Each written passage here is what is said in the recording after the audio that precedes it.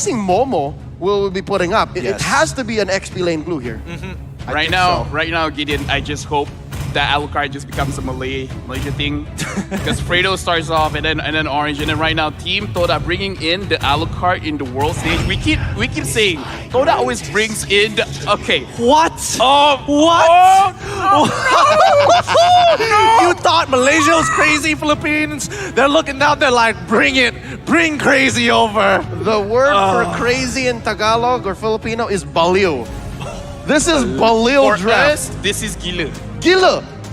Right now their pyramids just counted the glue, so I don't know how to feel about this, Gideon. Me neither. It is. Yeah. It's just it worked. This is one of the very few situations where the stars have aligned for crazy to be real, and I love it. I love it, and I can't wait to get this game started. It's gonna be Todak from Malaysia versus the Filipino representatives in Onic PH. Who is going to get on top? Because the winners of this, if Todak is able to win this game, they are almost securing that top spot, and more importantly, getting to the upper bracket. Onic PH, they need to be competitive contenders. If they can get this win, the snowball and momentum will be on their side. Of course they have to face off against each other. So now we see it's Marky going up against Momo in the XP lane. If you thought the shuffling was done, well, not quite so, says the Malaysians and the Filipinos. Dilarski moved over to the gold lane. Oh, interesting. It's a switch up. Formaze is actually going to be the one playing the Brody, and Chico is going to be in the jungle with the Alucard. Kind of interesting. Thought it'd be the other way around, but let's see, as Hatred already attacking Yums, forcing out a very early flicker here. Moon can only do so much. Naturally, the early stages of the game, it's going to be Onic PH's mid laners who have more control.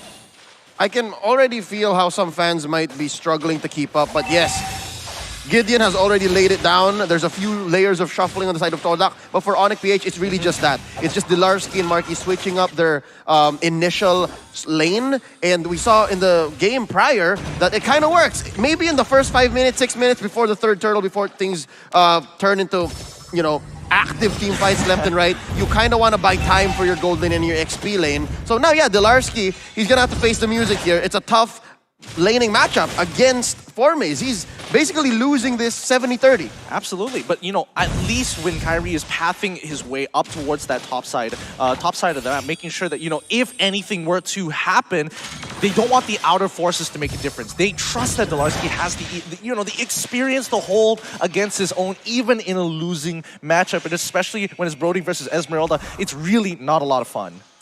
Oh. Looking at the bottom lane and the top lane right now, there's a mirror happening, and Yums going to be seeing Dilarski over there, Baloyski dispersing. Going to try to put some pressure on Moon. Yep, hopefully it's going to be enough as Moon now in a lot of trouble, gets pulled by the Guiding Wing just in time to allow Chico to jump on towards his starting the pursuit. Does he have enough? Yes, he finds the initial first blood by Razor, and now attacking Baloyski, the superposition coming in from Kyrie, going to be more than enough to push him away. Is it just me, or the stacks on the Alucard passive look kind of like Todak's logo? Actually, that's a good point here, right? That's a very good point. That is true and accurate. The turtle slaying here by the Singaporean Tourism Board as the mid lane gets absolutely demolished. That wave didn't even stand a chance against Hatred's power, but now Formaze actually losing his matchup a level down, a level up on this Esmeralda, as well as the rest of Onic PH continue to push their advantage up towards the top side of the map. We just left that matchup for what, a minute, maybe less? And Dilarski has bullied Formaze away.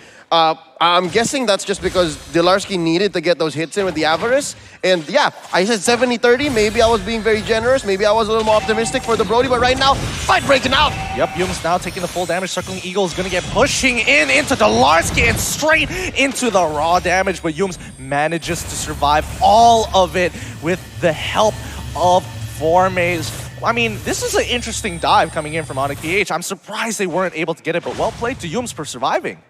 Yums getting away might have been the last straw for Onic PH. For what, 2 or 3 team fights back and back, Onic couldn't finish the job. Onic just put in the right amount of damage to make him go back, but not kill anyone. And that being said, 500 gold ahead, Todak is I'm feeling that Chico guys might actually start invading here. He might, with the help of Momo, and even look, they're about to collapse. They're sandwiching the trio from Onic Philippines in mid. They're trying to bait something out here, and Chico realizes that as long as their supports open up the map, it's going to be a little difficult here, but Circling Eagle going to get on top of Beloyski here. Kyrie having a fun time. He doesn't mind. He's just going to drop down the entropy. His hatred finds Nibiru's passion. He flickers forward to trade the kill, and Chico guys takes him out, but just a little too slow. It's a 2-for-1 trade. Now Beloyski quickly flickers on out of there. Alucard unable to get the second part of his ult out.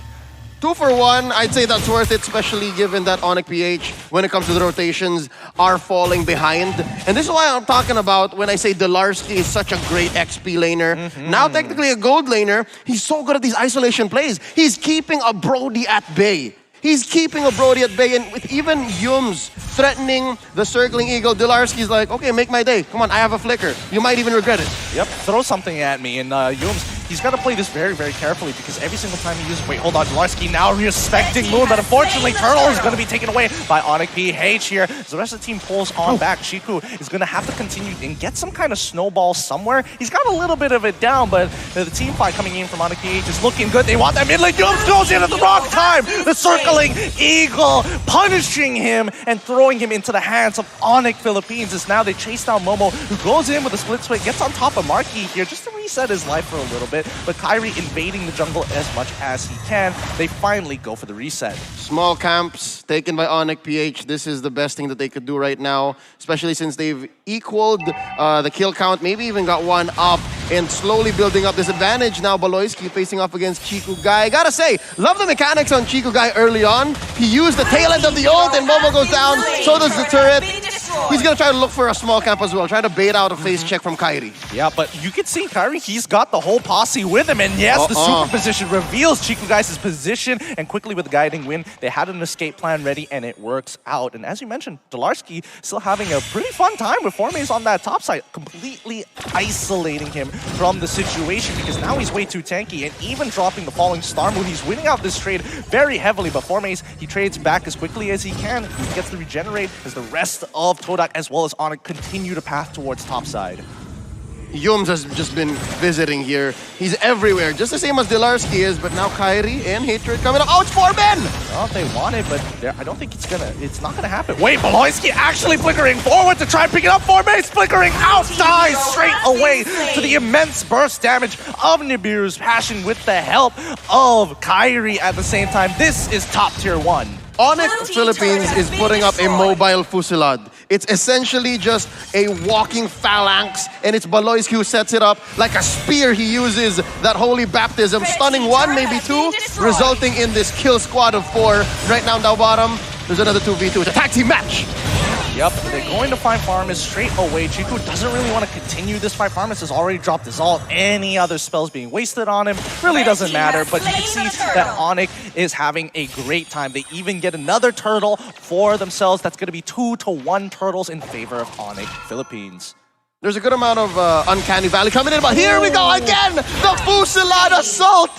It's going to be Beloyski with that surprise holy baptism, putting it in for Onic PH one more time, 3-6. I was about to say, I'm liking how the lane swap has gone for Onic Philippines, because look, now Delarski can go down, and it's a much safer lane. Todak is forced to keep Formaze safe. He just did not have a great early game.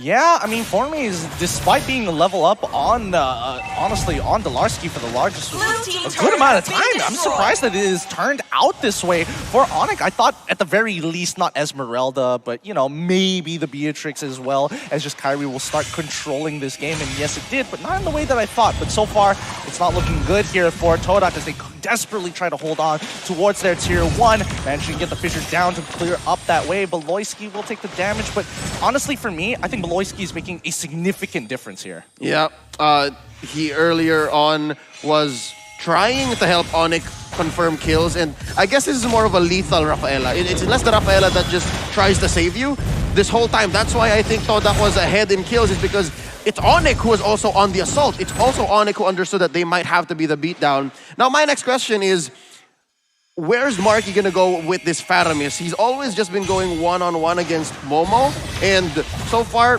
they've just always been playing an isolated matchup. Yeah, I think it's about scaling, possibly. What do you think, LaFell? Okay, so here's the problem with Team Todak. They should have gotten more kills earlier in the game because we can see that the damage from Chiku is very strong. Alucard is a very strong early game hero, but right now engaged on to Team Todak. For Maze, he gets hit by the Holy Baptism, but luckily takes a guiding wind. This means that mid-tier 1 is going down. You force the flicker on out of there.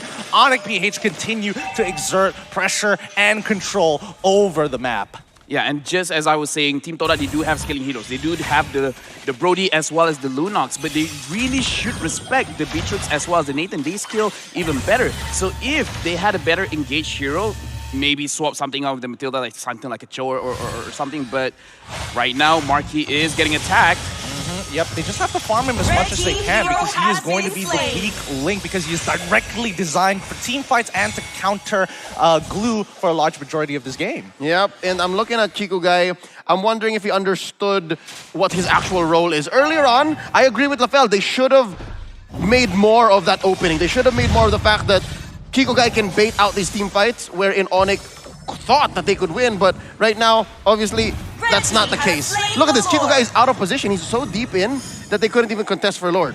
Yeah, I think at this point of time, we have to understand that Chico... Wait, hold on. He's going straight on to Marky once again. Is he going to secure the kill? Yes, he does. And he's going to get out with the help of Yunus' guiding winds. But down on towards the mid side, towards that Tri-Brush, we're seeing that Marky is getting held hostage here. As Moon wants to get out. Brilliance is already popped in there. Just going to run him down. Beloyski doesn't want to continue any further. Calls the team to pull back. Focus on what's important. We got Lord. We don't have to force the situation. Because of that whole pull by Todak deeper into their jungle, a turret was taken down up top. I think that's a small Requiem, a small Recluse for Todak. Like, that's a lane push for free. Another one down bottom too, but yeah, this is a huge push by Onic up top. Yep, they have to try their best here. I don't think they're going to force. Here comes the Falling Star Moon coming in from Dlarsky. Momo tries to get in the middle. Nibiru's Passion has been baited out and split. You can see even the tiny little bit of glue is not enough. Dlarsky, whoa, that's a lot of damage coming in from both Chiku guys as well as Moon. We're seeing the scaling starting to come into effect here for Todak. I'm slightly frustrated with Momo. I think he should be diving Nathan and Beatrix, but he just couldn't find it. I don't blame him. It's just the way Onyx PH is playing. Beloyski's not giving him a chance, and again, Chico Guy is isolating Marky, finding him the weak link.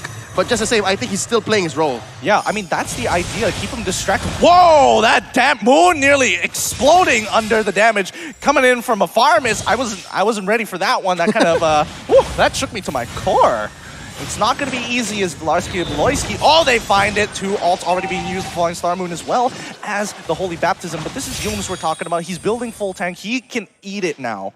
Yeah, right now what we can see that Team Todak is doing, they're actually separating their own team, trying to play the side lanes, trying to slow down the game a little bit more because they want to take something from the Onic ID way of beating Onic Philippines. Wait it out. They will eventually make a mistake around Lord and try to capitalize on that. Oh, that's what we're talking about. Beloyski now getting attacked, falling in straight into Nibiru's Passion, but no important members getting caught in the fire against it. Hatred, I mean, he's doing a really good job here overall with these Nibiru's Passions, but so far, what do you think, Leo? Can Onic PH, what they should be looking for as Chiku now can't seem to get out of this situation. He's so deep into enemy lines and a great super position coming in from Kyrie to ensure that Chiku is going to be slain. That's one way of doing it. Chico guys got away with the whole, okay, I'll bait you out, surprise my old son. That's why he's gone 5-0 and X so far. But this one time that Onic just collapsed on him, he got punished. And that's a lot of gold, honestly. You shut down someone with 5 kills straight, that's a lot of gold. So that's explaining this 5k gold lead still by Onic despite going 7-7. And Delarcy's gonna catch the Circling Eagle. Circling Eagle's already used. The same goes for the Darkening coming in. Split fast coming in from Momo. They realized that after the position from Dlarsky flickering out of that was done, they couldn't get back on top of him.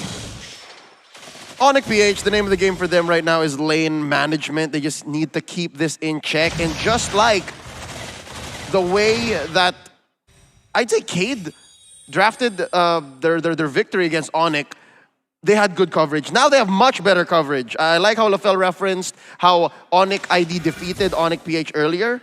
That's what they did, but now I think it's on Onic PH's side, actually. There's 2 marksmen there. For crying out loud, 2 marksmen, and it's so much easier to force out these long fights, especially with Rafaela.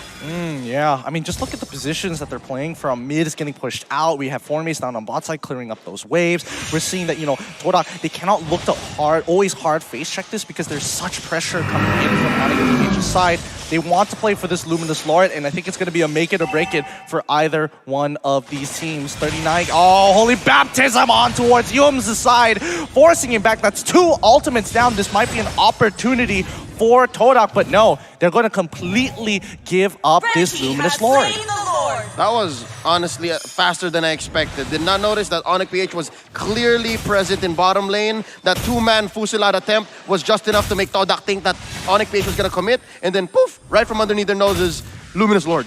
Yeah, it's still pretty shocking here, but LaFell, now that before Lord gets anywhere close towards Todak's space, what can they do to turn this around? Right now, Moon has to step up. He can clear the lane very, very well. Same with Formace on his Brody. Right now, we're at 40 minutes. This is their time to shine, but we do have to see how Momo or Yums will try to set things up. I want to see more from Moon and more from Formace, and actually, Chiku just waiting just to get at least the Beatrix, and then they should be able to defend this.